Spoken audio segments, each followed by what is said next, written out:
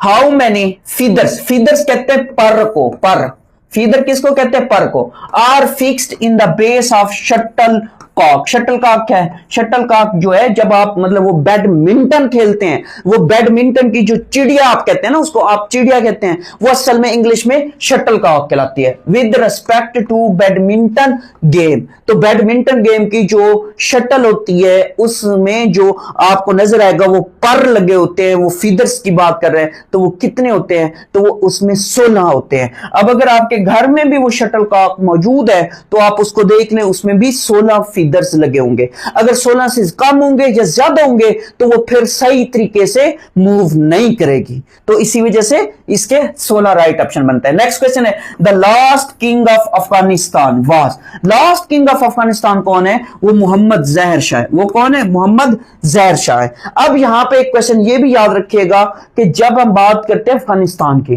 तो अफगानिस्तान का फाउंडर जो था जिसने इसकी बुनियाद रखी थी, तो वो कौन था, वो जो थर्ड बैटल ऑफ पानीपत हुई थी 1761 में, वो भी आया था पानीपत में, क्या करता है, पानीपत में आके लड़ाई करता है मरहट्टास के साथ। तो उन अहमद शाह अब्दाली वो था फाउंडिंग फादर था, फाउंडिंग फादर। तो अब जब इसी अफगानिस्तान की बात करते हैं तो अफगानिस्तान क्या करता है, 1919 में, अफगानिस्तान 1919 में आजादी हासिल करता है। आजादी हासिल करता है किससे, यूके से।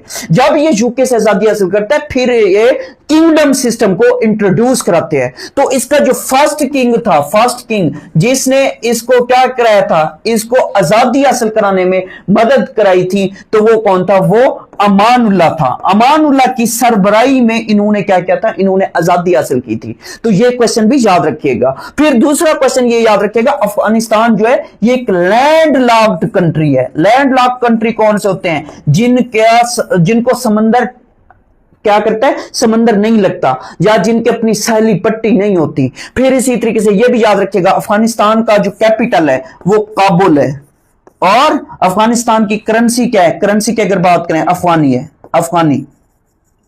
तो ये मोस्ट इंपॉर्टेंट क्वेश्चंस बनते हैं इसी अफगानिस्तान के हवाले से। नेक्स्ट क्वेश्चन है, जिनोवा इज इन, तो ये कहां है, ये इटली में। ये कहां है, ये इटली में। असल में ये पोर्ट है, असल में ये क्या है, ये पोर्ट है।